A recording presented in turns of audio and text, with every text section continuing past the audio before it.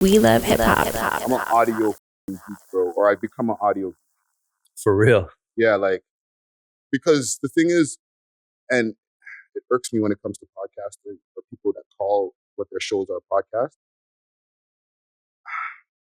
If you don't have an independent audio where like there's no video to the shit, you technically don't have a podcast. Right. You got a show that's like on YouTube or whatever, right? But you don't have an actual podcast because it's not something that you can carry in your actual pod. Right. You know what I'm saying? Or right. Now the evolved phone. Now you're getting real technical. Oh shit, man! Like, yeah. And okay, don't some people like consider audio like there's audio podcasts and video podcasts? No, because if it doesn't have an audio, then it's not a podcast. Right. But people have gotten so comfortable with using the word podcast as a catchphrase that they've replaced show with podcast. They use it for everything. Yes. Yeah. I hear that. You know what I'm saying? Like it's changed the meaning. Yep. But if you have an audio and a video, like, okay, for example, and I've started the recording now. No, right? No, it's cool. You could see you could see me here. That's just a bonus. This is how it's always been for me. Yeah. It's been a bonus. You're getting the visual of the audio experience that probably went out like a day before. Right. Where like once the audio's out, there's no choice to just listen to the audio or wait for the video. You know what I'm saying? I hear you. But listen, man, I can get on a whole rant when it comes to that shit. Listen, I have the honor to have this gentleman here over at the Visionary Arts Center.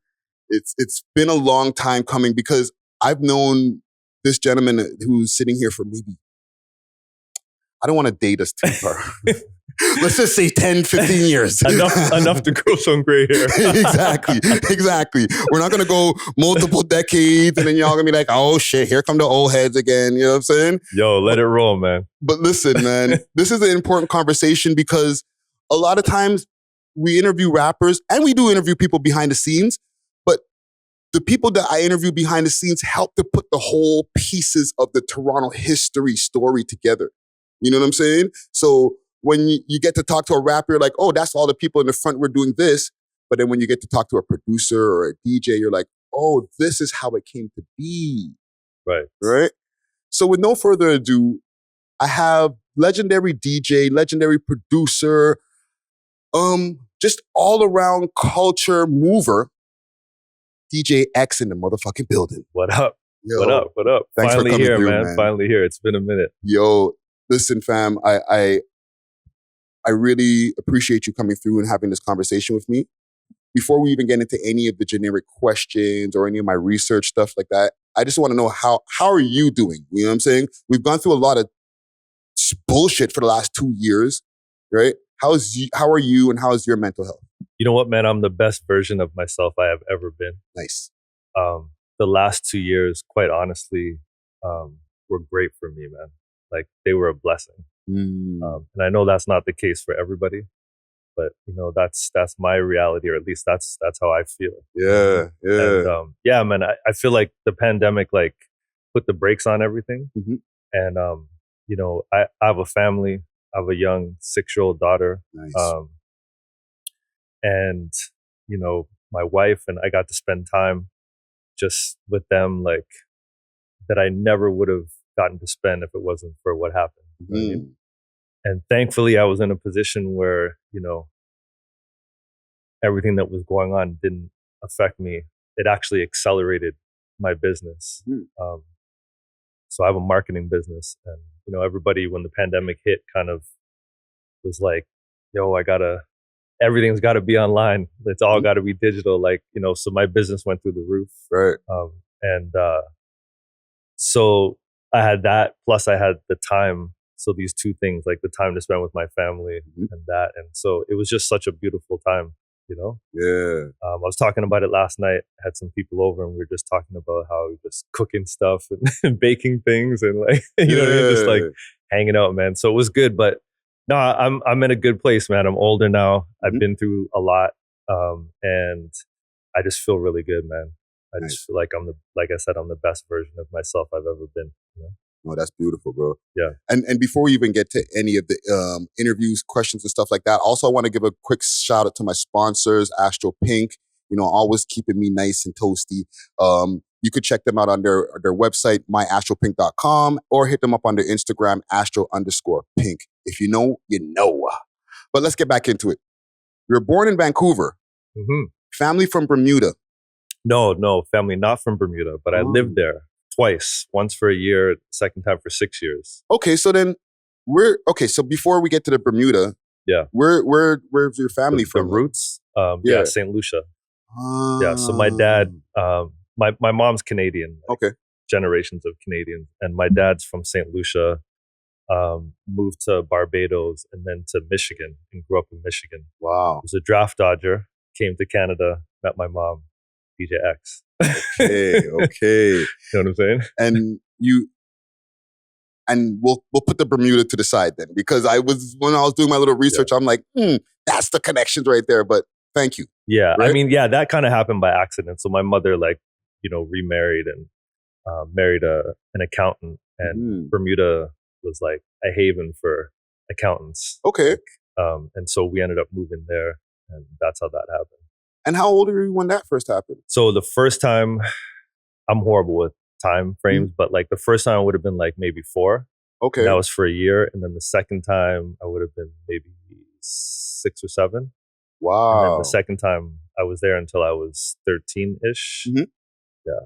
So then that must have been like kind of like a mind shock every time coming back from Toronto. Yeah, it was fucked up. Yeah. Yeah. So what was that experience like mentally as a child? Do you remember? Man. I hated it. It was like culture shock. You know what I'm saying? So I'm going from Canada to this small island. But the worst part of it was the fact that, my mom's white. She remarried a white guy. Mm-hmm.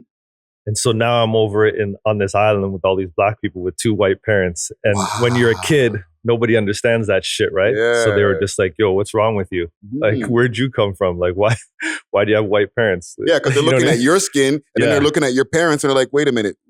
So nowadays it seems like nothing, you know what I mean? But back in the mid 70s, you know what I mean? Like that was weird. And like on this small island, Bermuda was like, kids were just cruel to me, man. You know what I mean? It took me a while to like actually had to fight my way into respect. You know what I mean? Yeah, like fist fights. You know what I mean? Okay. To the point where like, finally I just knocked out the right person and gained respect, and nobody fucked with me after that. You know what I mean? But it was whack for a long time, man. Like just the bouncing back and forth, and like, it's weird. So even like to stay on that for a second, like adjusting with school and stuff like that, because you're probably going from one school, then you're in school in Toronto, then in school in Bermuda. Like, what was that like, dude? It was weird, man. It's funny. Like, crazy story. So I go to Bermuda, and I can't remember. I guess it was the second time I went to Bermuda, and it was the first day of school, and they had like assembly. So I'm in the assembly, and I'm this kid from Canada, and I'm in Bermuda, and it's hot. So I'm like dying of heat, man. And I'm nervous as fuck. You know what I'm saying? I'm standing in this assembly. I don't know anybody. I'm nervous as fuck. I'm dying of heat. All of a sudden I start to feel sick. And I'm like, no. Anyways, I end up puking in this assembly, man. Cleared out the whole entire assembly. The teacher took me outside, man. I'll never forget, man. She was just like, yo, I feel so sorry for you, man. Like, just don't worry, everything's gonna be cool. You know what I mean? But I was tortured, man. Like mentally, you were like a weird Canadian kid at that point, and like physically, and like just everything, man. This wasn't good. But so it was just weird, man. It's like a whole different thing. Like you go from Canada to Bermuda, where it's like, it was like a British system. So I had to wear a uniform, school uniform. Yo, for real? They give you the cane, the rulers, like the 20 rulers with elastics around them when somebody fucks up. Like I remember once. What? Yeah, I remember once. Like the teacher was teaching in class, and somebody did something, and she was like, "Yo, who did that?" And nobody would own up to it. So she lined us up in the front of the class and like gave us the rulers until somebody got scared. Everybody got it? Yeah, until somebody like was like, "Yo, it was this guy who did it." You know what I mean?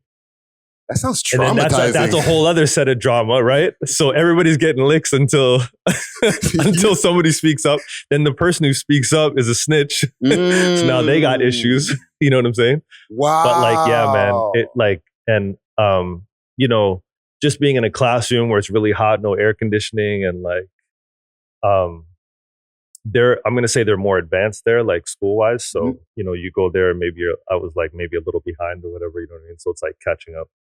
That's interesting. And then culturally, just the cultural differences. Yeah. You know what I mean? Completely different, man. So yeah, it was weird, man. It was took a lot of getting used to, you know. At some point I, you know, caught a groove, but it was, I didn't like it, man. Well, you caught a groove, but you got to be out of there by 13. Yeah. Yeah. Yeah. But by then I'd like found that groove, found the wave, you know what I mean? And then like, you know, then I came back and it was like trying to find a whole other thing. But it was easier coming back. You know what I mean? It's either like the transition from from Bermuda to Toronto is easier than from Toronto to Bermuda. Yeah. So even like you're mentioning just now, like how, and that's something I didn't even realize. Education-wise, they were more advanced over there in Bermuda. Yeah. Even though like the school conditions sounded a little bit oppressive. Well, they're just way more strict, right? About they don't play around. Yeah. You know what I mean? So it's just a way more strict environment. You're gonna learn this shit. Yeah, you're gonna learn it. Yeah. You're gonna behave. You know what I mean? Yeah. So that's what it was. So then when you came back here, you're 13, you're going into like high school. Yeah. Right? Around that time, junior high to high school. Yep. So what was that transition like? Because you're going to a public school over here. Yeah. So I actually went to Jesse Ketchum, downtown Toronto. I don't know if people know that, but right downtown Toronto. I think I came back to grade 8. And then I went from there to Northern and then eventually North Toronto and then Oakwood. But yeah, I mean, it was kind of dope because it was like, you know, hip hop was starting to pop off and like breakdancing and stuff like that. And I think breakdancing was the first thing that I really connected to, you know what I mean? Yeah. And connected to those kids, you know what I mean? Yeah. So I quickly like kind of found my place, you know what I mean? Hanging out with people like Thrust, you know. Yes, with the Thrust. And others. But yeah, that was dope, man. Like it was like being dropped in this dream world, man, of like really interesting shit. You know what I mean? Yeah, and a Tila Rock recording inspired you to start getting into the DJing and stuff, right? So at the time, my mother was a court clerk at Old City Hall. Okay. Which was dope because I used to go sit in the courts after school and just listen. But she had this friend, and the friend had a son, and she was going out for lunch with the friend, and the son came. So the friend's son, had just come from the record store and bought the Tila Rock record and some other shit. But he just randomly gave me the record. He was like this psycho record collector. And he just gave me the record. And that was crazy. Like that just changed my life for sure. So were you like playing this record over and over again and you said to yourself, I can do that too? Well, so many things were happening at the time, right? Like I was going to this school, this new public school, and all these kids were into hip hop and breakdancing and graffiti and like all that stuff. And even at home, like, you know, there were records at home, like, you know, just underneath the stereo that I was messing with. And like, it was a whole bunch of things that just kind of came together all at once. You know what I mean? I think the Tila Rock record was interesting because it was my record. It wasn't like my parents' records that I was like messing around with or like somebody else's shit. Like I actually owned it, you know what I mean? Which is a whole different thing. And so, yeah, I guess that's why that kind of stuck with me. But there was just a lot of shit going on at the time. Yeah. And even the radio, like listening to the radio and like just everything that was going on, just kind of, I don't know, it was also interesting to me, man. It was a budding scene. So I just kind of jumped in, started dancing first, like, you know, breakdancing, mostly like up rock stuff, not really like windmills and backspins. I was trying to do that, but I wasn't really good at that. You know what I mean? Yeah. And then just, the DJing thing just like caught me, man. Like just, remember I had a party and I got in trouble because like I invited all these kids over from school and I just sat in front of the stereo and played music, and my parents were like, what's wrong with you? Like, you got all these people over, like, what's wrong with you? Like, you know what I mean? Like, socialize with your friends. Yeah. I didn't really care. No, you're in front of the, okay, so wait a minute. Yeah. Hold on. You're in front of the stereo playing music. Yeah. You don't have two turntables. No. Just like one turntable, just taking records off, putting them on. Yeah. You're just selecting. And not paying attention to my friends. I don't even know what they were doing. That's crazy. But yeah.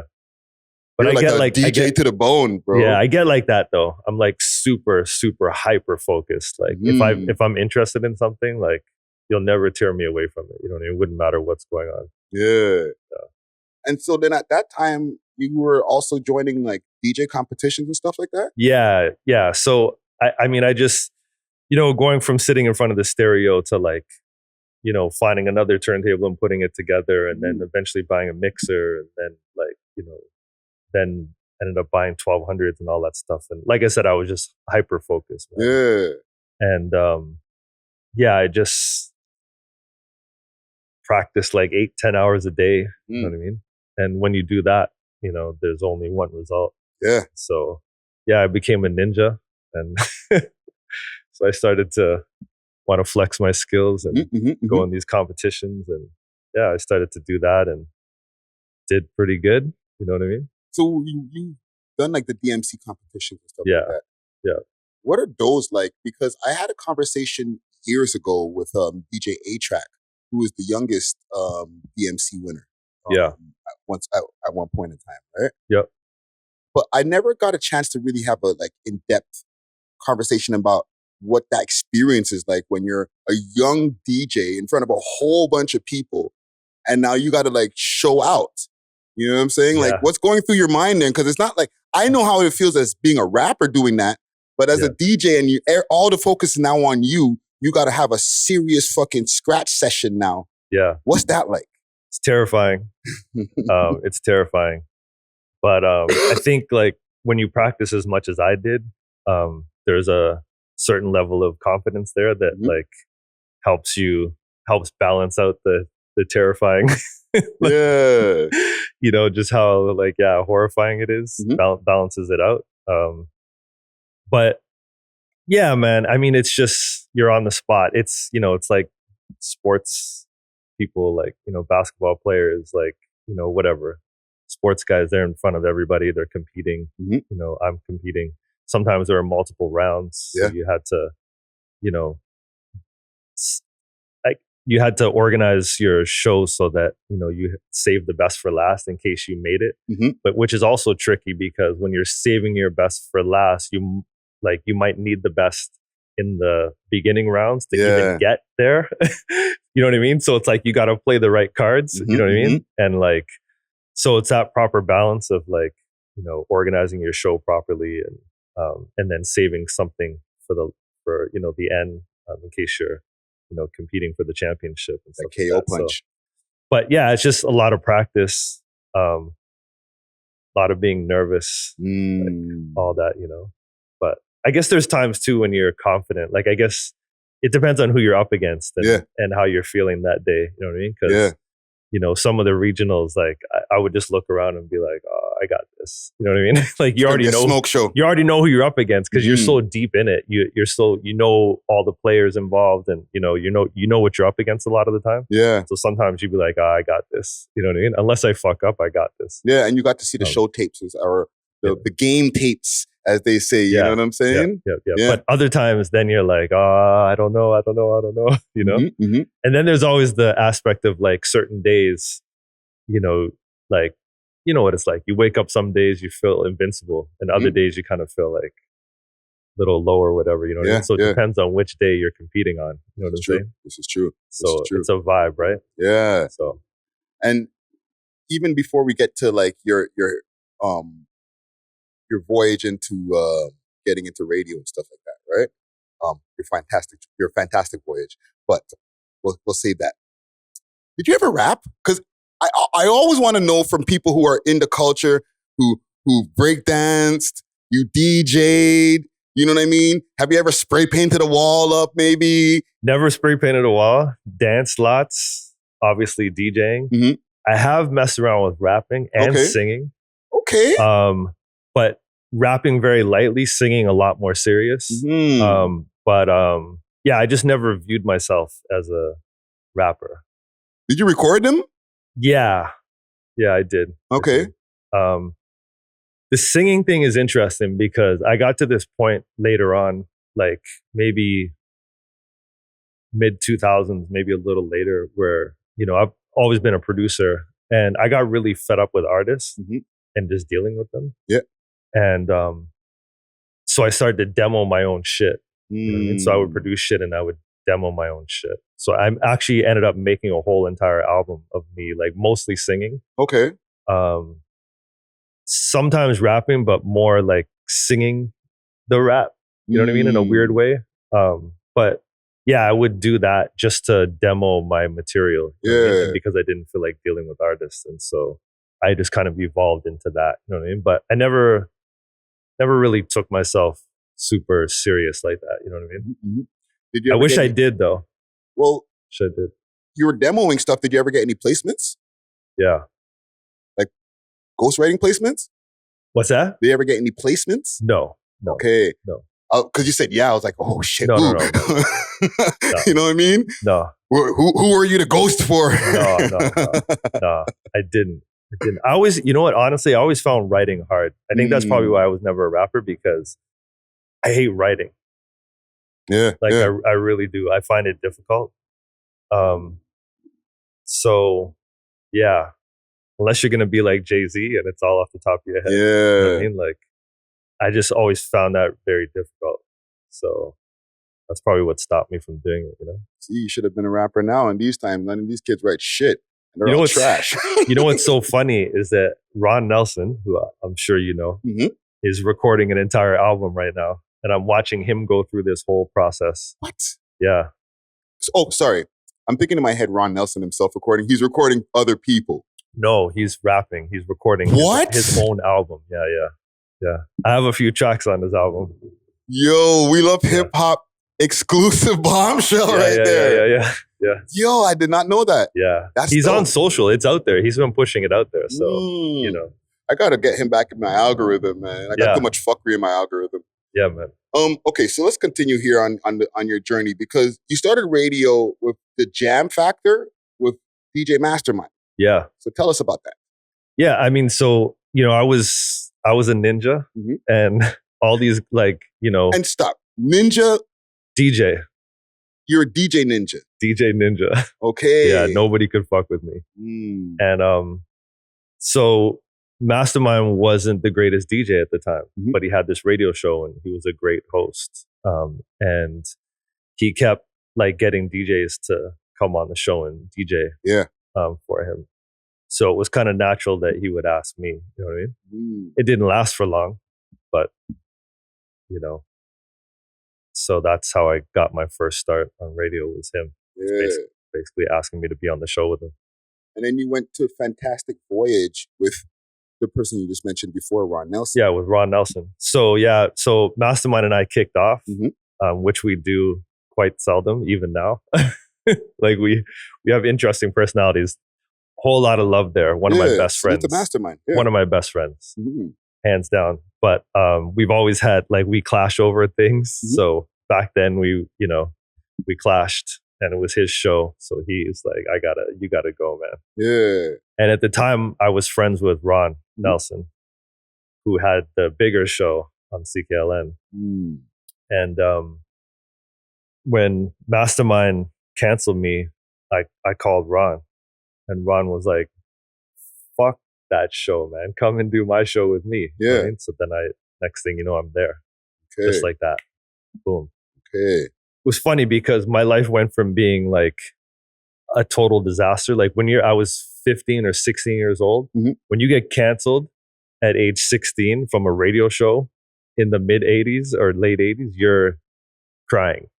Yeah, You know what I'm saying? That's like your whole world. That's my whole world, man. I was crying tears. You know what I mean? Mm-hmm. And so I went from that to like making one phone call, I think even from the radio station. Mm-hmm. And Ron was like, yeah, don't worry about that, man. Just come do my show with me. So it was like here, down here, up here. Yeah. You know what I'm saying? So you went over there and you guys are doing Fantastic Voyage. Yeah. Right? Ron gave you and Mastermind your names? Yeah. Explain that to the audience and myself, because and salute to the mans them who did the interview with you before, Mindbender, I think it's Born King, I'm not sure, but my apologies, right? Yeah. Dope interview. But there was some information that I got from that interview, and I heard that. But I need to know how that came to be. Yeah. So this is a funny story. So with me, it's funny. Mm-hmm. Actually, they're both kind of funny stories. But with me, my DJ name at the time was DJ Ecstasy. Okay. And Ron Nelson was super homophobic. Mm-hmm. And he didn't want to be calling me Ecstasy on the radio. Ain't calling no girl man delicious. You know what I mean? Right? So he was like, I'm going to shorten it and call you X when I'm on the air. You know what I mean? So that's what I'm going to do. So that's how my name just became DJ X. Okay. Mastermind got his name from Ron because they had a radio war. Actually, we were all kind of in this radio war, but Mastermind was on CHRY, Ron Nelson was on CKLN, I was on Ron's show with him, and those two started to beef. Okay. And so they had this radio war. And actually, you know what? I think even before that, maybe Mastermind was answering trivia questions on Ron's show. Okay. And I think that's where Mastermind came from. I don't even think it was the radio war thing, but basically Mastermind is like a hip hop encyclopedia. Like he doesn't forget anything. He's got all the facts in his head. Yeah. And he was that way when he was 15 years old. Yeah. And so Ron was like, you're a mastermind. You know what I mean? And wow. he's like, boom, I'm going to use that. You know what I mean? So that's how that came to be. That's crazy that those are names that you guys got that long ago and they stuck. Yeah. And also able to achieve success with those names because they're unique names for both you and for Mastermind. They are, but names are just names. They are, but at the same time, they become your as people who are in the entertainment business and stuff like that, because we're all in the entertainment business, they become our monikers. You know what I'm saying? So it's like, if you have a name that like doesn't really ring bells, there's only so far you can go, to be honest, fam. I disagree. Talk to me about that. So I disagree because if I could go back, I would have used my real name. Okay. And I think that at different times in your life, you feel differently. So now I feel like, I would have used my real name because my last name's King. Yeah, yeah. So I've always loved my last name. And when I think about it, I'm like, fuck, I should have used that somehow. You know what I mean? And yeah, I just feel like you feel differently. Like even mid-stroke somewhere, I tried to change my name from DJ X to Appleback.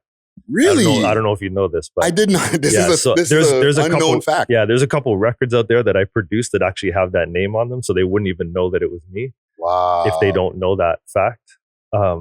But yeah, I mean, look at Diddy, like change his name a million times. Like, I think you feel differently at different times in your life. And I think like looking back, if I could have just used my real name, I would have done that because that would have stood the test of time because that's really who I am. You know what I'm saying? So yeah, but that's just a personal opinion. You know what I mean? But a good name, obviously, rolls off the tongue. You know what I mean? On, fam. You know what I'm saying? It helps. It helps. It helps. It helps. I hear you. Right. So okay, let's talk about the transition from the Fantastic Voyage to the Power Move Show. 1 to 4 on 88.1 FM every Saturday. Yeah. That was the shit. Yeah, it was crazy. But how did that go from Fantastic Voyage? I know the answers to that, but I need you to let the audience know that story of Fantastic Voyage to all of a sudden Power Move Show. Yeah, so I was crazy, man, at the time. Like I was like aggressive. You know what I'm saying? With my love for music and hip hop and everything that I was doing. And I think Ron just got out of my way. Quite honestly, man, he's like, "Yo, there's a freight train coming, and I'm not getting in front of this shit." You know what I'm saying? Like, I'm gonna let this roll, man. And yeah, he just stepped off. I never really understood it. I actually feel like he made a mistake, but because he had built this legacy, you know what I'm saying?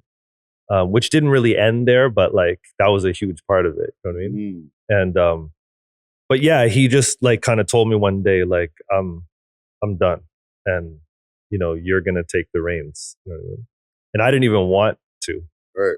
I never wanted to talk on the radio. I was always super shy, and I never wanted to talk. As a matter of fact, the first day, like, I don't think I talked for like 2.5 hours, and the show was 3 hours long. I was scared.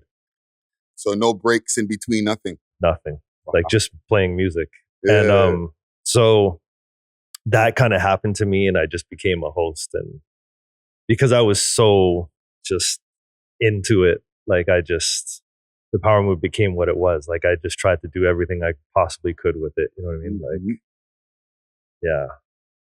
How did the name come to be? Power moves. Ron Nelson. He's the name maker, eh? Yeah. Holy shit, man. I need to holler at him. Maybe he can give me a new name. Yeah. So he was really into Public Enemy at the time. And I was trying to, he was like, the Fantastic Voyage program is my legacy. You got to come with some new shit. You know what I'm saying? So you got to figure out what that's going to be.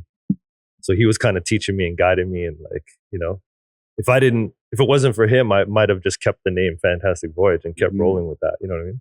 He was like, nah, you gotta make this your own. You gotta run with this. Separate yourself. And so, so I was like, I don't know what to call it. And he was like, well, call it this. And that was it. Yeah. I was like, yo, I like that. Oh, that's dope, man. And I think that ended up being a dope name. You know what I mean? And even before I continue with like some of the stuff from the Power Moves, I think like from what you were saying before, where you felt that Ron might have made a mistake, I think he made a great decision. And he probably seen your potential from the way that you were like really passionate about hip hop and stuff like that. And he's like, you know what? Let me get out of this guy's way. I still got a lot that I can do, but he needs to shine. And that needs to be commended. You know what I mean? Because not a lot of people are willing to do that. A lot of people are shine hogs. You know what I'm saying? Yeah, it's interesting because maybe it wasn't exactly like that. And I say that because like maybe there was a little regret there that he had to let go of it just because I just came in and bombarded the whole thing. You know what I mean? But he'd have to speak to that. You know what I'm saying? Ron, pull up. But the reason I say it's a mistake is because, and again, well, fuck again. The reason I say it's a mistake is because we could have done shit together.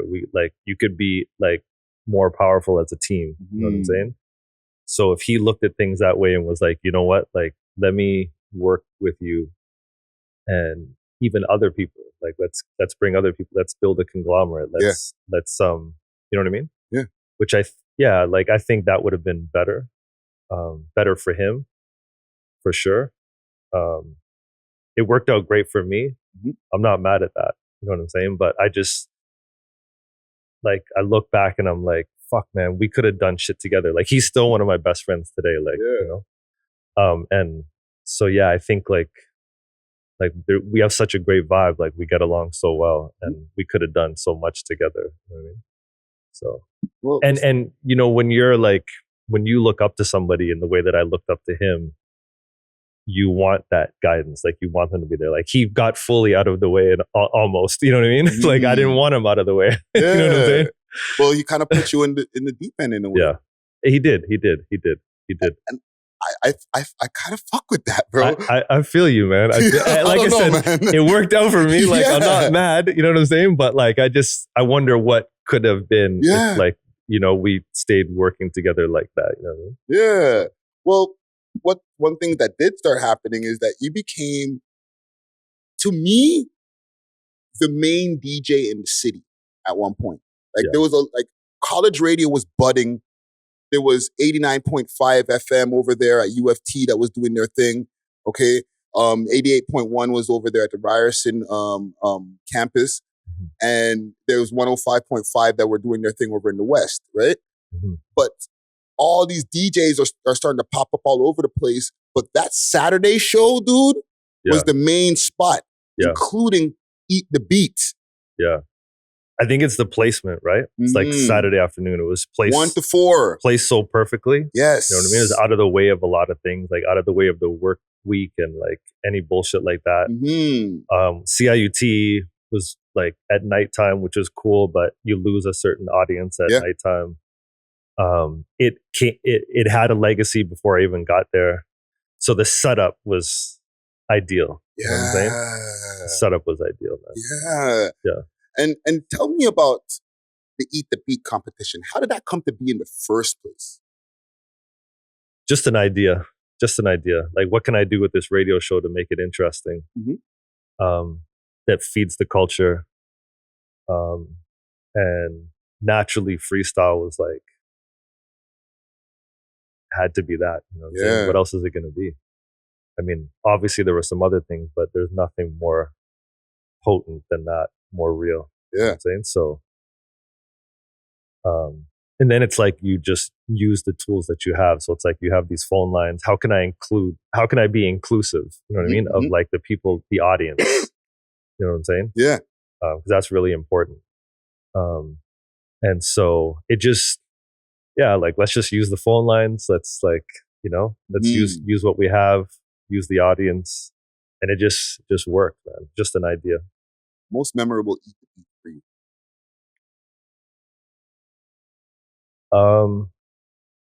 I'll tell you something funny. I don't know if I have probably Bishop and Shirley Dynamo. Wow, I forgot about that one. That was legendary, bro. Yeah. Talk to me. Yeah. So, I mean, well, I was going to say something else, which is funny, but so Eat the Beat spawned some other stuff, like the beat battle. Like I had like beat battles on my show and stuff like that. So whenever I think about my show, you got to understand, like I had a whole different experience than most people out there listening. So for me, it was different. And when I think back to all those things that I did, like Eat the Beat, and I can't even remember what the beat one was called. Anyways, the one that really stands out in my mind was a beat battle between me and oh my God, Tough Dumpling. Oh, Collision. Yeah, Collision. And he beat me. And I remember being so pissed, man, because like I'm on my show. You know what I mean? And like the way I looked at it was like, there's no way I'm losing this because like it's my show. Like, you know what I mean? Like there's no way. Yeah. But yeah, he beat me, and like so that one really sticks out in my mind. You know what I mean? But out of all those like kind of competition type things that I did on my show, but more because it had to do with me and my emotions and like all that stuff. You know what I mean? But why did the Shirley Dynamo? Because they were the best two that I think were on Eat the Beat, and I hope I didn't hurt a lot of feelings. But that was crazy. To me, they were the best. Yeah, like, Bishop was incredible at the time. I was backing Bishop, so I was starting to produce records for him, and Shirley Dynamo was dope.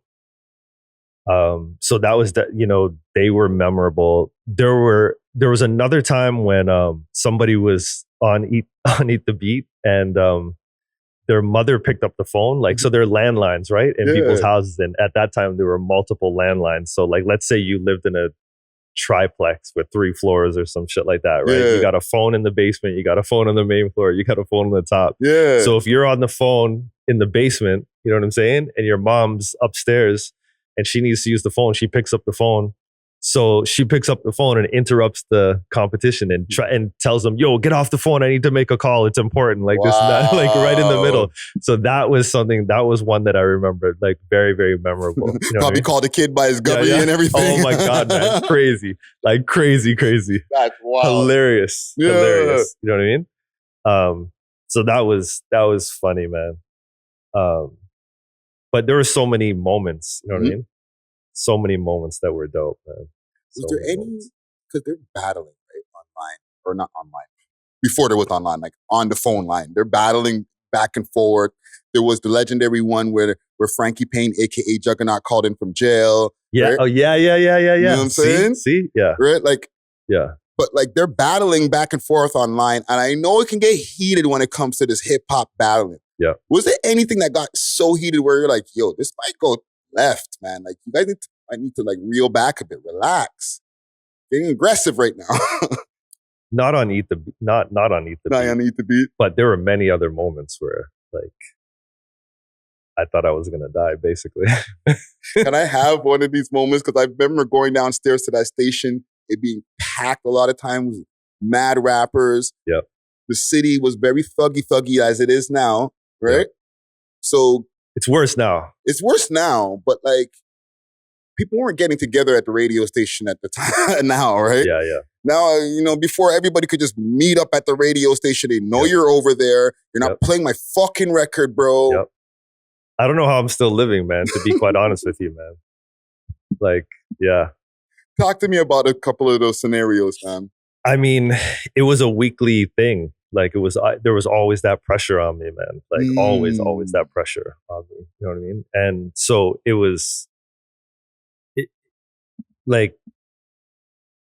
it's a lot of PR, man, a lot of public relations. You know what I'm saying? It's like trying to balance it out, man. You have this outlet that's so powerful. Mm-hmm. It's one of the only outlets. And even if it's not, it's the one that everybody wants to be on. Mm-hmm. And got all these people making music from all over the city, all different hoods.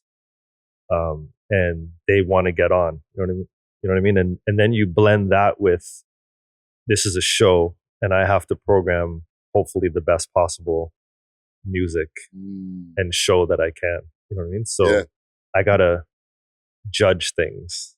You know what I mean? Yeah. And I don't know, man. I tried my best to like give everybody a chance as much as I could. Like I gave so many people chances, man. Even things that I didn't necessarily agree with. Mm-hmm. You know what I mean? I tried to set my own feelings aside, as much as I possibly could. Sometimes it was impossible. Sometimes it was just ridiculous, right? But yeah, I just tried to be inclusive and, include everybody. Lots of people didn't feel like I was doing that. Mm-hmm. And so I had beef constantly. People would always come to the station. Sometimes they would wild out and fucking kick things over and like come in and like want to rough me up and like everything, man, like threaten me. And it was a weekly thing, to be honest with you. Like there was always that pressure there. You know what I mean? Sometimes more than others, but the pressure always existed. Yeah. Yo, dude, listen, I could try to say I can relate because I like everything that you're describing, I'm experiencing in the We Love Hip Hop Network form, right? However, I don't have that face-to-face interactions. I get those in the DM form, or you're a goof, yo, you're not running my thing, yo, you're sleeping on demand, them. You know what I'm saying? Yeah. But from what you just explained there, like the pre-internet, pre-people being able to have Twitter fingers, they just have to express their grievances in person, bro. Yeah. That's some deep shit, fam. The other thing is I'm not the most hood guy, you know what I mean? Yeah. Like, and yeah, like I don't like violence. Mm-hmm, mm-hmm. I don't like negativity. And I love music, and that's really what I've always been about. That's what drove me, you know what I mean? Yeah. And so a lot of that was very painful, man. I gotta be honest, you know what I mean? And it probably severed relationships over the years where you're like, fam, we could have been cool, but like, bro, you came at me super aggressive. Yeah. Yeah. With multiple people too. Yeah. Rolling mad deep, you know what I mean? Yeah. But also there's some good people out there. Like there's some people that came at me, you know what I mean? And then I guess like over time, I viewed them differently, and you know what I mean? They're good people, man. They just want their music play. They just want they want what they want. Fam. You know what I'm saying? Like that's what it is. You know what I mean? And I get that. You know what I mean? So yeah, there were a lot of situations where like over time there was an understanding there. You know what I mean? Mm-hmm. And like it wasn't all bad, but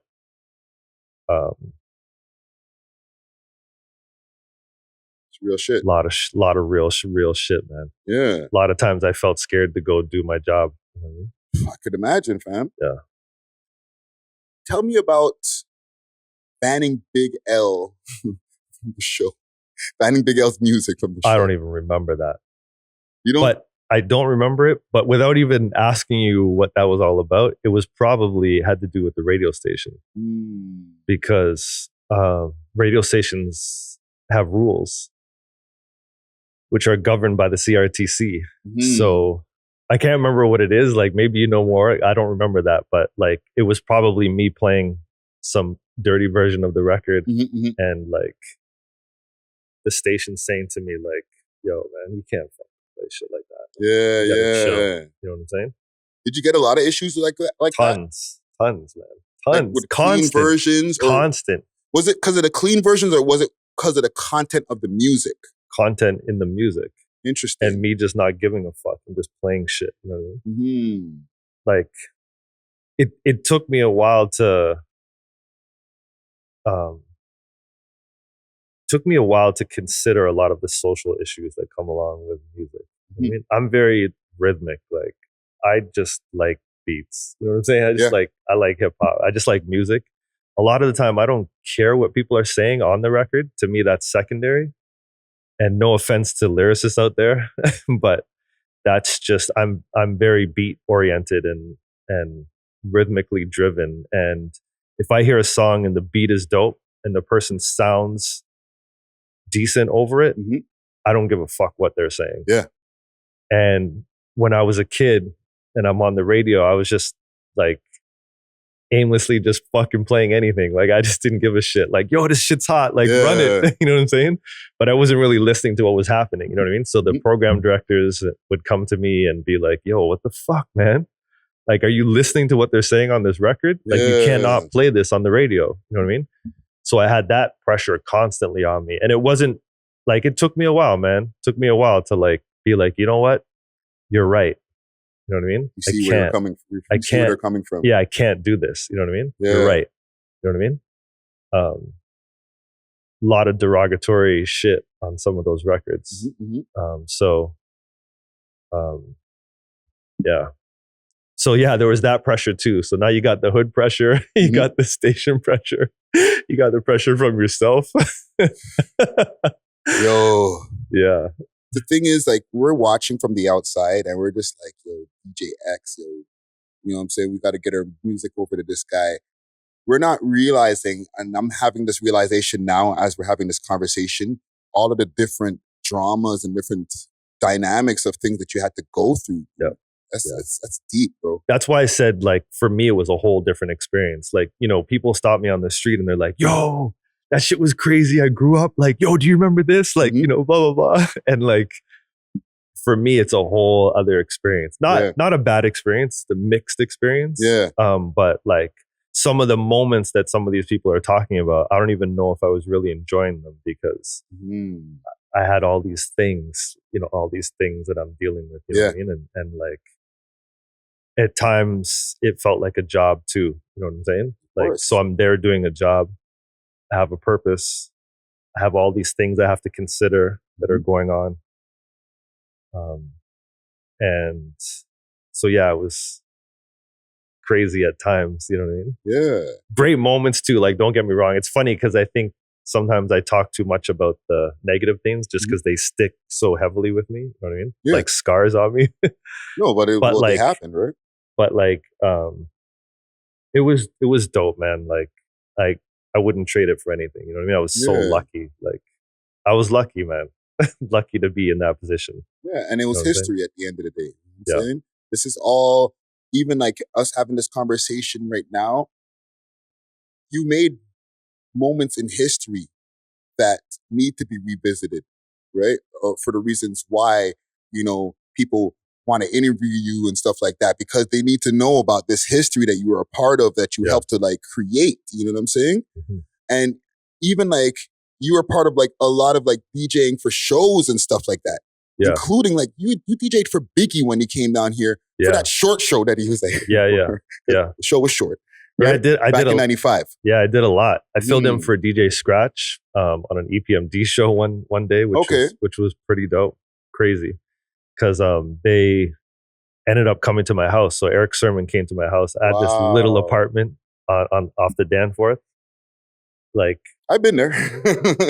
Right? Yeah, I remember that place. And like, so picture Eric Sermon sitting on my floor, and like we have all his 12 inches like spread out all over the floor, and we're trying to figure out what he's gonna perform. I can't picture it. You know what I'm saying? He's an icon, right? Okay, so let me add a layer. Let me add a layer now, right?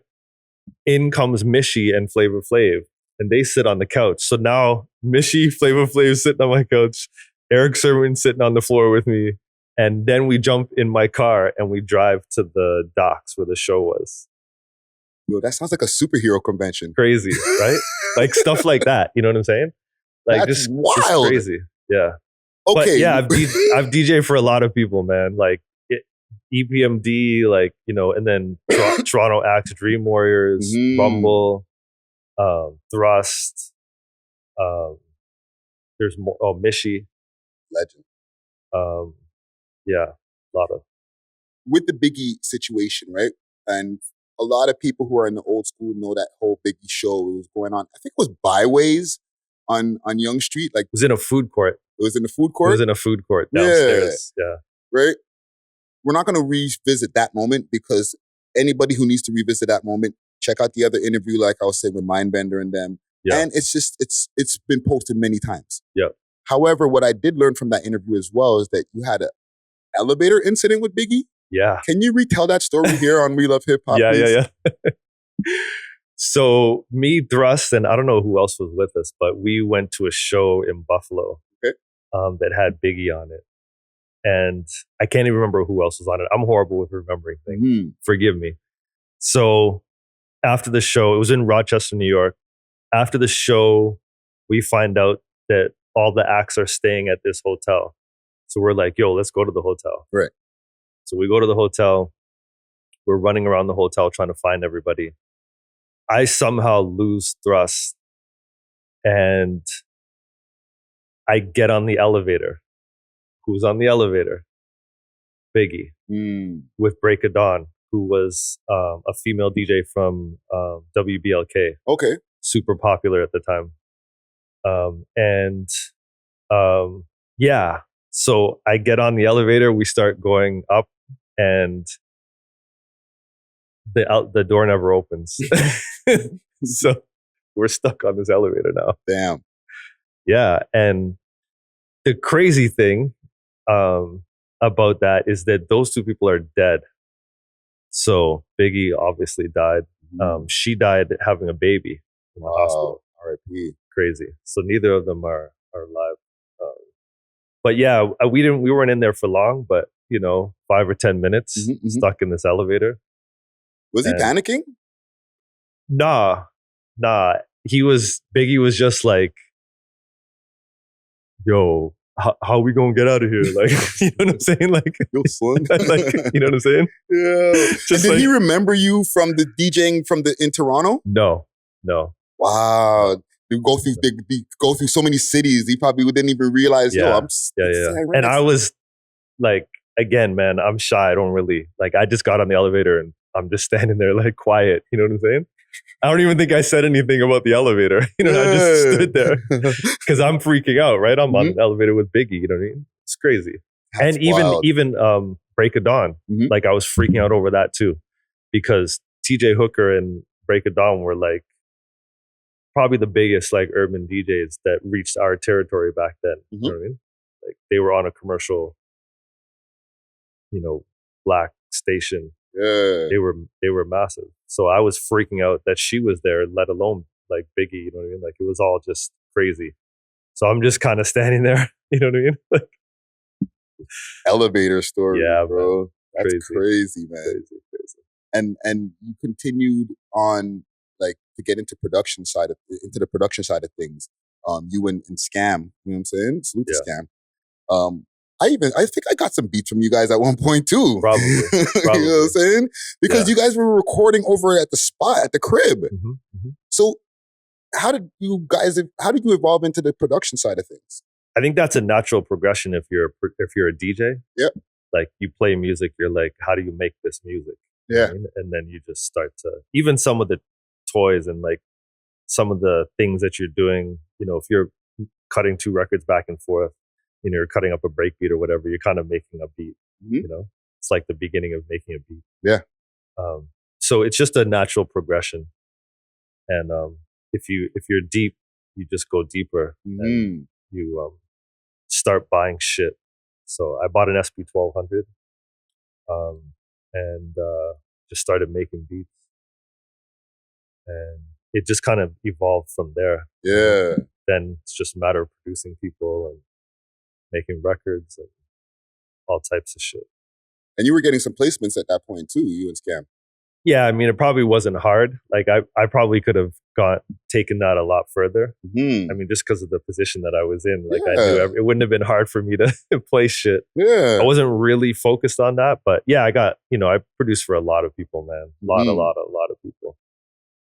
So yeah, definitely. College radio started dying after a while. College radio started dying. Yes. Like not even after a while, like kind of completely when the internet started to jump into the picture, like 2001, 2002, those times. Yeah. College radio all but just started just dying. Like there was like literally like maybe 3 radio shows left. 100%. Right? Out of like 10 to 15 radio shows that were like revolving at the time. Yeah. Right? At that time, you made that transition over to Flow. Yeah. Tell us about that. Well, and then did you have the foresight to make that jump? Well, a couple of things. Not only did college radio die, the music changed. You know what I'm saying? Drastically. Yes. So Biggie was the beginning of it. And then you have Jay-Z, 50 Cent, Beyonce. Like after that, like the music just completely changed. So you feel like more commercialized? Yes. Okay. That's where the focus went. Everybody was focused there. And that was everybody's dream. Let's be real. You know what I'm saying? Like you make music to share it with people, and the more people you can share it with, the better. Yes. So, you know, everybody fights against commercial, but in a lot of ways, that's what they're striving for. I think. You all obviously try and preserve the potency of the music. Yeah, the culture. You know, you don't want to water it down. Yeah. But you do want the masses. So the music changed, and I felt like I had done everything I could do on college radio. So I felt like it was time for me to leave. And there were 2 things happening with me. So one was hip hop. The other was I'm now a radio announcer. Yeah. Right? Those are 2 different things that have come together, but also 2 different things. Both of which you want to progress. Right? So a natural progression after doing college radio for 10 years or whatever, however long, you want to go pro and get paid for it, right? Because I wasn't getting paid at CKLN. Yeah, it's all so that's a natural progression for me to go to Flow and get paid for what I'm doing. Yes. And then at the same time, I felt like I'd done everything I could do with underground music. I wasn't growing, and I felt the only way I could grow was to go like with the wave. You know what I mean? More commercial stuff. Go to a commercial station, grow. And so that's what I did. And yeah. What was that first time experience like getting in? Because it's corporate. You're in the corporate side of things, right? Yeah. Now you're dealing with investors, you're dealing with program directors, you're dealing with a whole bunch of different things that you didn't necessarily have to deal with on college stations. You got to pick the songs you're playing. You know what I'm saying? You said you did 3 hours and you didn't talk for 2 of the 3 hours. Yeah. You're not allowed to do that over there at Flow. That's correct. You talk at this point, you say you talk for this amount of time, and then you get your voice out before the beginning of that song starts. Yeah. What was that like? It was fucked up. Because when you're like that guy for 10 years at a radio station at CKLM, the Power Move, you're coming into that thing thinking you know everything, right? But it's a whole different ball game, whole new ball game. And so looking back on it now, like some, not all, but some of the people that were there, the powers that be, were saying this is how it's got to be. And I was fighting against that, and I was wrong. And so there was that fight, you know what I'm saying, between, you know, what I'd come from and what I'd known all those years, and what I was transitioning into. So I'm fighting with the powers that be while also trying to maintain. So pushback is a balancing act. So when you're pushing back against somebody that's, you know, feeding you or integral to your growth and your success, and you not to interrupt you, also not necessarily part of the culture like that neither. Correct. So it's a balancing act, right? You're pushing back, you can't push too hard or you're going to get pushed out. Yes. You know what I mean? So now I'm balancing this shit. So that's what it was. It was a balancing act. The other thing that's notable is that they put me with JWise. So now I'm paired up with somebody, which wasn't my choice. I had worked with people on the radio, many people over the years, but it was all my choice. But now somebody is choosing who I'm going to work with. You know what I mean? So that was also interesting, to say the least. You know what I mean? He ended up being a great partner, by the way, like on the radio. Like, much respect to him. But it wasn't what I wanted. So I was dealing with all of those things. And you eventually... One more thing too, is just that, like, I think in many ways, a lot of the Flow people that put the station together didn't really understand what they were doing either. Like, because they were fresh. They were pioneers too. Yeah. So even though they had all this money and, you know, they'd spent all these years petitioning and, you know, the CRTC application and all these things, they still, you know, and they were going around promising people, like, you know, it's going to be this for the community and it's going to be that. And, you know what I mean? But like, when it came down to it, it's a business now. You know what I mean? This commercial radio, they've got to sustain a business. You know, they've got to sell advertising and so on. And all these things didn't line up with the community's view of how it should be. And the community had no view of how it should be because we never had it. So they've dreamt this up. Like, this is how it's supposed to be. And it better fucking be like that. You know what I mean? And then the business people are like, okay, we're trying to fucking, you know what I mean? We're trying to look out for you, you know what I mean? But we're running a business. Trying to make some money. Yeah. So there's that fight going on, you know what I mean? And like, we're all in the middle of that, you know what I mean? Yeah. So,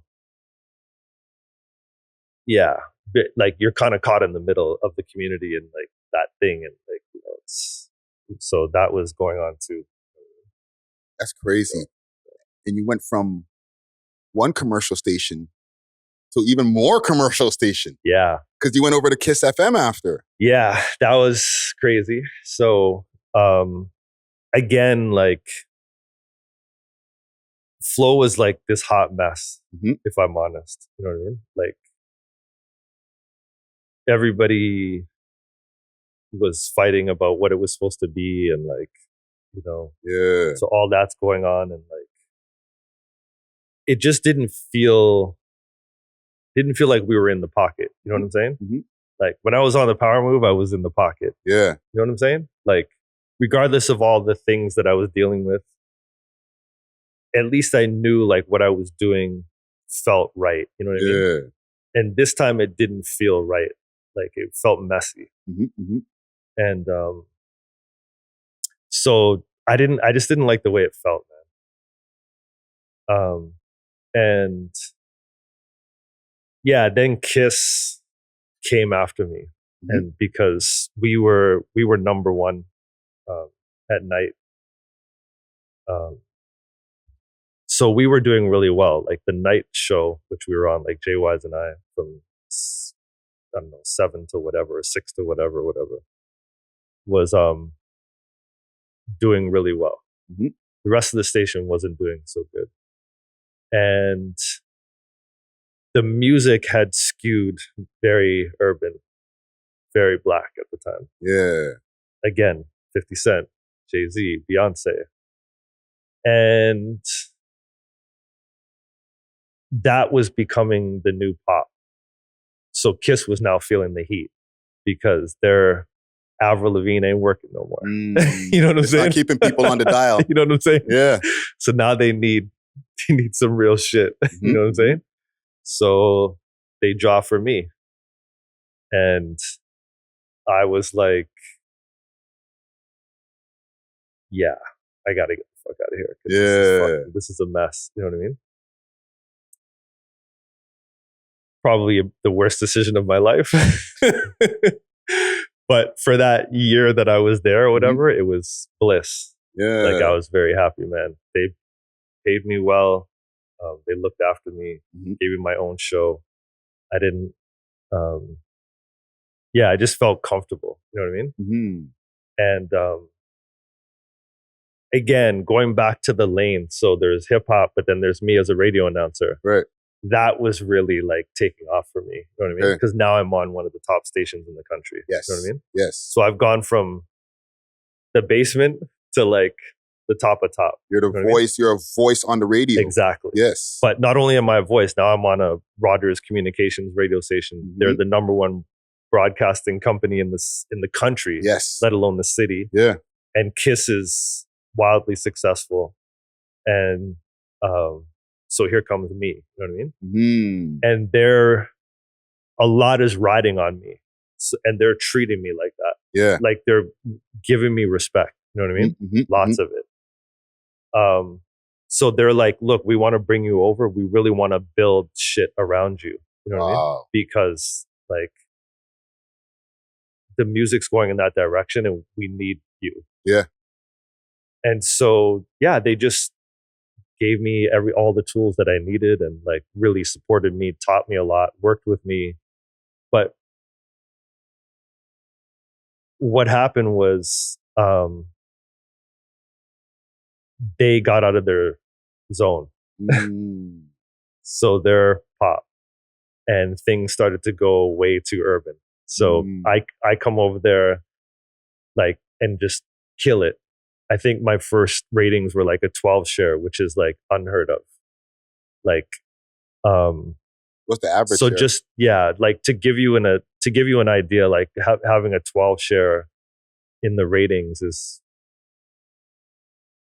like CHFI and Chum like achieve those numbers, but usually, or maybe they might get to 15, but like that's a lot. And those are the kinds of stations that really hit like, the Canadian demographics, which is, I mean, we all know what that is. I don't need to go into that. You know what I mean? Yeah. So I'm fucking destroying it. And, to give you an example, like I think Flow has never been over a 4 share. Wow. And even Kiss now might be like a 6 share or 7 share or something, maybe. Anyways, I'm on fire. And what happens is like now the radio station Kiss is getting pushed in a very urban direction. That's not them. They're becoming a black station. Exactly. Which they're not. You know what I'm saying? Yeah.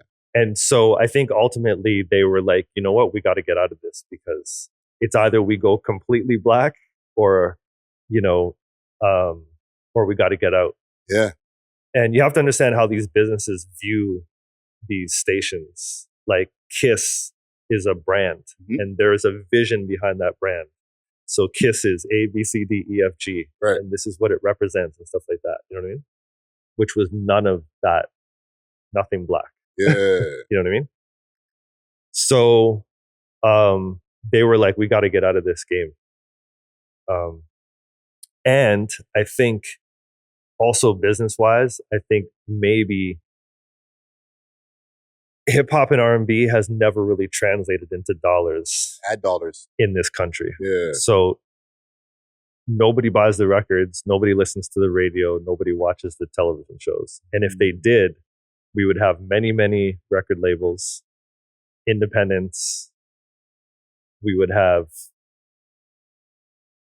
radio stations. There's only one urban radio station in this entire country. How fucking stupid is that? Yeah, that's crazy. Makes no fucking sense. Yeah. Right? It's a whole other conversation. But was one. There isn't one. Okay, well. let's say there's one. You know what I mean? So I guess what I'm trying to say is that we don't support our culture over here for some reason. Yeah.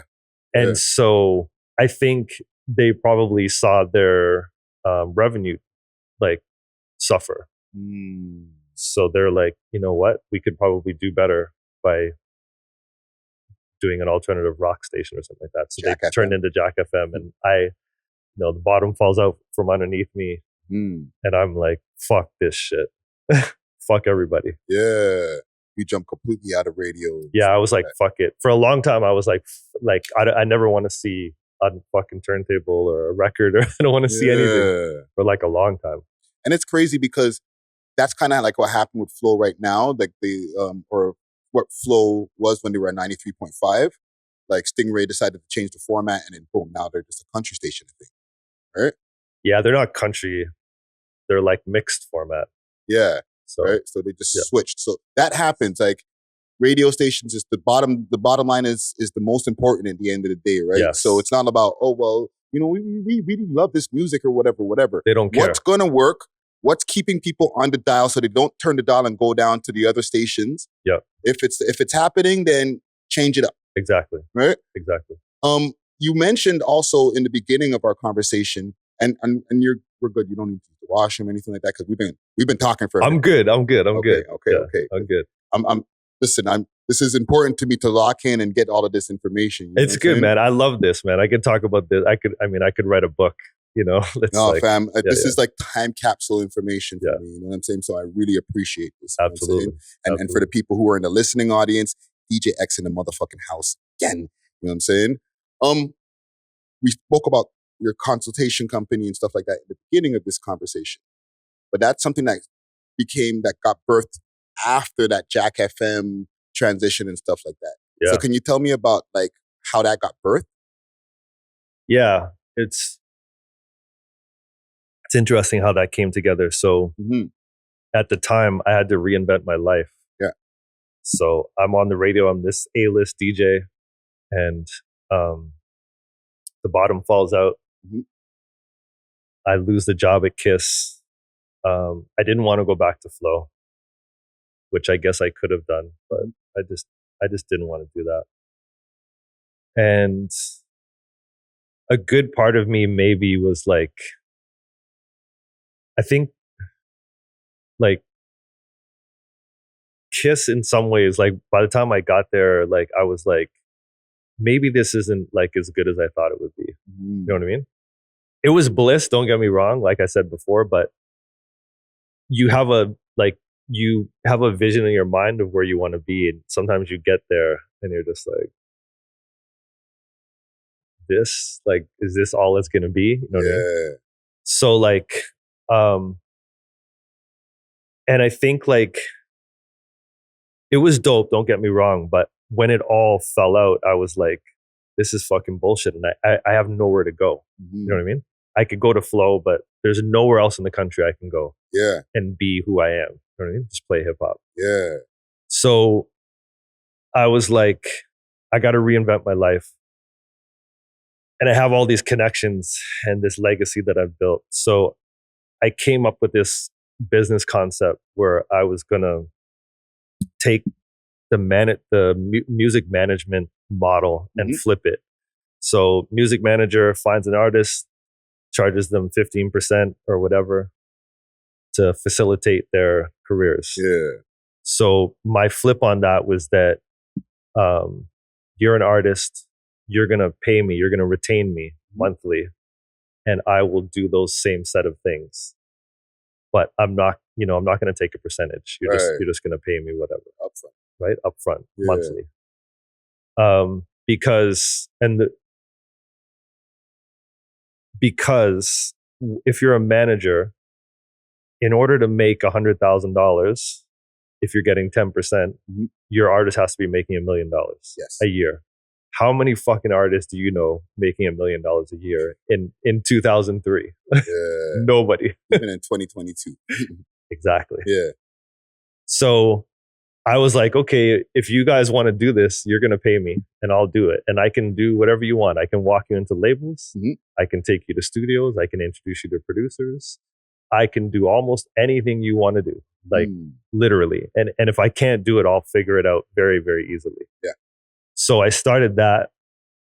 And what happened was the internet and social media and everything was starting to happen. And that's all my clients wanted.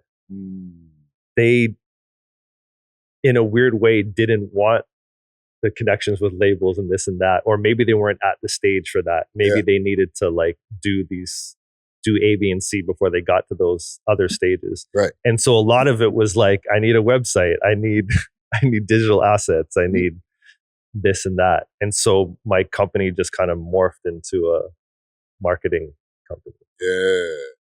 Over time, like over, I don't know, 10 years, let's say, it just kind of like went like flipped. Yeah. And that's dope, because even when I go on your website is like dope. Which one? I have two.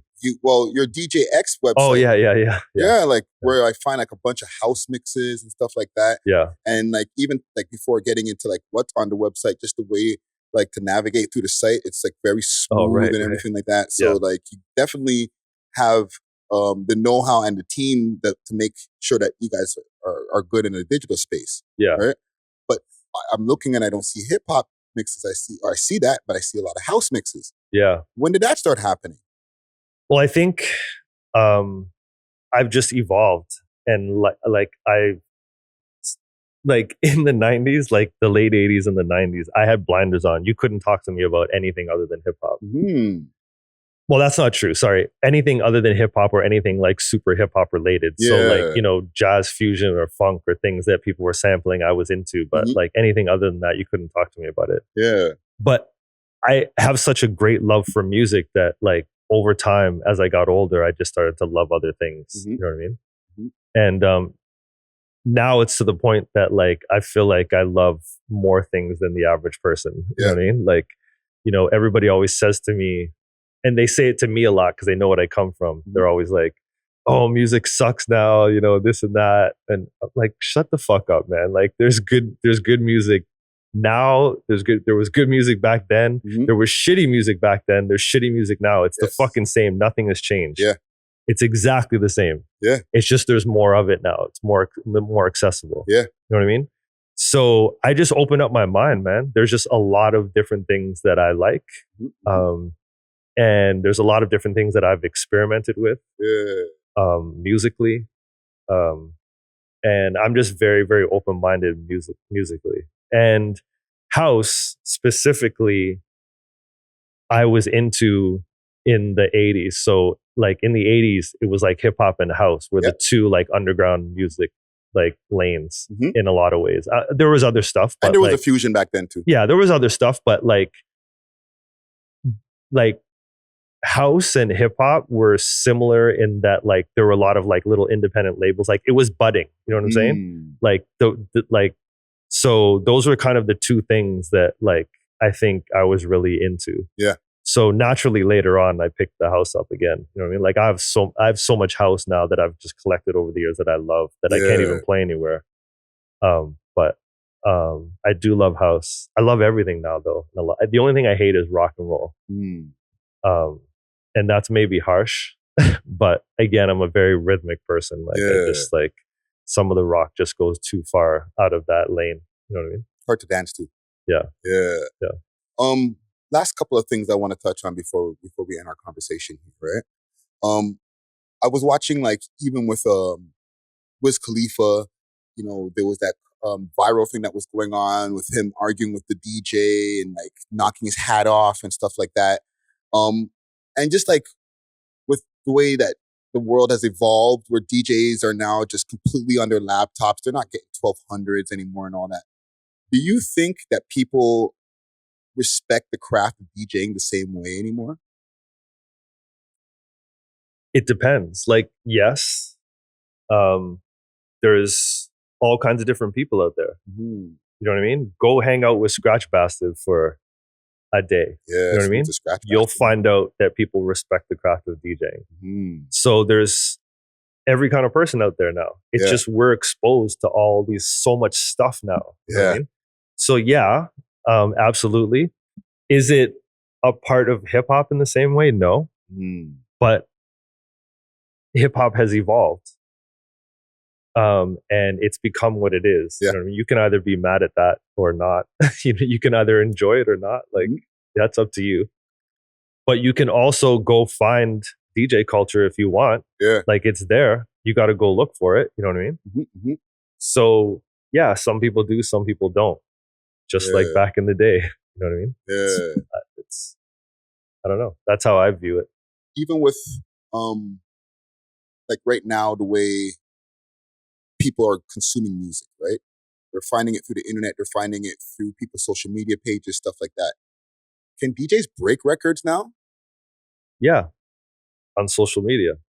If you have a large following, if you have 100,000 followers, if you're Dr. J and you go to Carnival in Trinidad and you like bump into this new artist, you have this crazy hot record, and you come back and blast that to your 100,000 followers, why not? Jesus Christ. If you got, yo, TikTok is fucking insane. Like, there's weirdos on there with 500,000 followers. Like, you know what I'm saying? Yeah. If they play the right record and people start sharing it, it's over, man. That's how shit happens. Yeah. That's how shit happens. Yeah. So yeah, they can. Not in the same way, I guess. Things have changed. They've evolved. You know what I mean? But yeah, they can. I think so. Thank you. I appreciate that answer so much, man. Because this has been a debate. It's been something that's been on running. Salute to DJ Las Vegas. You know, he was like, yo, we should be breaking records, da da da da. And we were like, yo, it's not that easy. People are not just like in the club waiting to, like, they hear something that's different. They might not dance. You know what I'm saying? Yeah. But, like, that right there, breaking it on the internet and stuff like that, amazing. Let me tell you something about the dancing thing when you're DJing. When you're DJing and you're in the pocket, so you're playing a big record that everybody knows. If you're good, you can slip all types of shit in there, and they'll fucking love it. Yeah, you know what I'm saying? Yeah. It's all how you place shit. If you're confident and you place records properly, they'll keep grooving with you. If you're fucking insecure and you play the wrong shit, they're gonna walk off the dance floor. Yeah. You know what I'm saying? Oh man, that's real shit, fam. It doesn't necessarily mean that, just because you're playing a local record, all of a sudden people are gonna be like, oh, that's local. If you juggle it right, people are gonna dance. Yeah, people want to hear good shit, man. Yeah. Like, they want to hear good music, man. They're looking for it. They want it. Trust me. You give it to them, they're cool. They'll be all right. Real shit. Yeah. Last thing I want to ask, even just to bring it back to our city here in Toronto, a lot of issues that we've been having with DJs is playing local records, okay? Because there's the politics that are involved over here. Oh, you playing a record, yo, don't play that guy's record. You know what I'm saying? Is that something that's new, or has that always been a thing? For example, like when you were playing out back in the days and you decide to play something from a local guy, but he comes from a certain hood. Were people approaching you back then, like how it happens now? Yeah. That's just bullshit, though. Like immature bullshit. Like when you want to hold somebody down so you can come up. Yeah. That's bullshit. And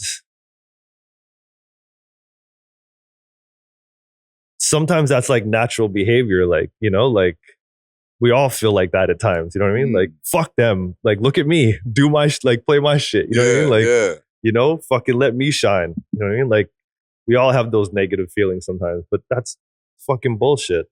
And yeah, it did exist back then. People would come to me and be like, yo, why are you playing that shit from fucking whatever? You know what I mean? Play my shit. You know what I mean? Yeah. Like, you didn't play my shit. Like, yeah, people say stuff like that all the time, but it's fucking nonsense, man. It's crazy. Grow up. Yeah. You know what I'm saying? Let's push each other up. Like, this is one of the big problems over here. Like, people are tearing people down. Like, push them up, man. If they win, you win. You know what I mean? Facts. Yeah, look at Drake. Like, I mean, fuck, I hate talking about Drake. It's not that I hate talking about him, but it's just the overplayed example that everybody uses. But look, man, like, somebody won, now other people are winning. You know what I mean? So make people win, and other people will win. Yeah. Even your haters will win. Exactly. Yeah. Exactly. You know what I mean? I want to wrap it up, but you mentioned Drake, and I feel like I completely forgot to like mention him. Like, obviously, along the way, he's trying to get his records broken like 2005, 2006 times and stuff like that. Like, did you had any interactions with him? No. No? It's a shame. It's a shame. When The City Is Mine came out, I don't know if you remember that. That's P Plus premiere that. No? Yeah, I think so. But that record blew my mind. Yeah. Like, and just being as deep into music as I've been, I knew there was something there. Like, you heard that? Yeah, I heard it. Like, on that record specifically. Like, I was like, what? Like, I remember just being so fucking blown away by that record. And so I think people smell these things coming. You know what I mean? Like, they see them. They don't really realize like what's going on, but for some reason they're drawn to these things. You know what I mean? And like, yeah. So I never had a interaction with him. It kind of bugs me, if I'm real, just because of my legacy and my role. You know what I mean? Yeah. But yeah, I mean, if I was there, I would have done him justice. You know what I'm saying? I would have definitely hooked him up, because I think he's crazy. Yeah, you were just getting out of radio while he was coming in. Yeah. Fuck yeah. But you know what's funny? Like, he kind of comes from the era where he doesn't need guys like me. You know what I mean? Like, I don't, and maybe I'm wrong, and maybe it's now because he's so big, but I don't see him having connections to DJs. Like, yeah, I never see that. Like, like he mentioned Drama, like recently on a record, like, because he died. But I just don't see, like, if anything, I see him beefing with most of these people, like beefs with Flex, or like, like, I don't know if he beefs with Flex, but like, no, there was issues. There's tension with New York radio. Like, New York's pissed. You know what I mean? That he just took the game over. You know what I mean? Yeah. And Charlemagne and like all like like, but if we're talking real DJs, I just never see him anywhere with like really respected DJs. Yeah. I just Except don't for like Khaled, I guess, if you want to put Khaled as a DJ. You know what I'm saying, he was a DJ at one point, like real, but like he's evolved into a whole like other mogul. Yeah, thing, yeah. right? I feel like he's way beyond that now. Yeah. You know what I mean? But like, yeah, that's a good example, I guess. Yeah. I just feel like in the past I've seen artists way more connected to these DJs. You know what I mean? Maybe it's just that I don't see it. You know what I'm saying? But yeah, the Khaled one is interesting. But Khaled's a freaking like, he's beyond DJ at this point. Yeah. Like, or not beyond DJ, but like he's not looked at as a DJ. He's more looked at as a producer, just like whatever he is. Well, yeah, personality, I would say. Yeah. You know what I mean? Yeah. A figure. People don't even remember that he was like DJing in Miami back in the days. It's funny. I like met him in Miami in like 2001, 2002. Can't remember the name of the seminar I was at, but I saw him twice, once in Miami, once in Puerto Rico. And again, if you were paying attention, you would have said, this guy's going to be massive. Yeah. The way he was moving through the room. You know what I mean? Like, you could see it back then. Yeah. You know what I mean? Yeah, that shine on him. That was like bound to happen. Like, it's not a mistake. You know what I mean? Yeah. Last thing I want to know, one thing that, and this is my recurring question that I've been using now on my interviews, right? And I appreciate you having this convo with me, right? Yeah. One thing that you wish you knew now, or wish you knew then that you know now.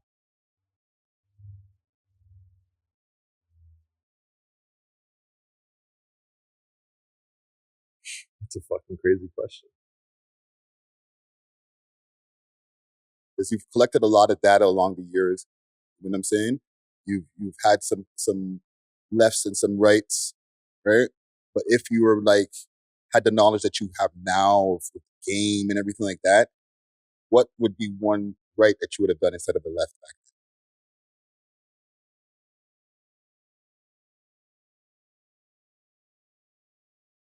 then? I never would have went to Kiss. Because I think that was it was a bad move for the culture and for me. It took me out of the game, and I was good for the game. So that was fucked up.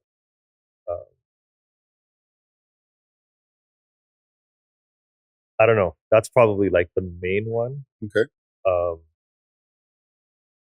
I wish I knew that everything was going to be all right all the time.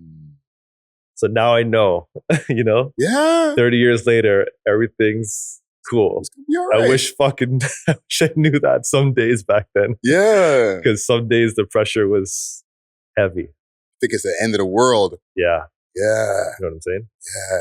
No, that's fucking jewelry right there, bro. Yeah. I appreciate that answer right there. Yeah. Because there's a lot of youngins right now who are going through whatever they're going through, and they don't realize that as long as they stay their course, everything's going to be all right. Yeah. You know what I mean? They'll be able to hit 40 years old and then start 100%. hitting 50, and then they'll be like, oh shit, things that I thought was the end back then, I'm all right now. Yeah. Well, that's blessed, bro. Yeah. Thank you for having this conversation with me, man. Thank you for having me, man. Yeah, man. I really enjoyed this. I think that we got to learn a lot about DJ X, aka Adrien King's history from the beginning to where you are now, as far as mentally and just even as far as like where you're going. And I kudos to all the success that you've achieved back in the days and that you're continuing to achieve now, Thank bro. you, man. Thank you know what I'm saying? Thank you. Big salute to our sponsors, Astro Pink, once again.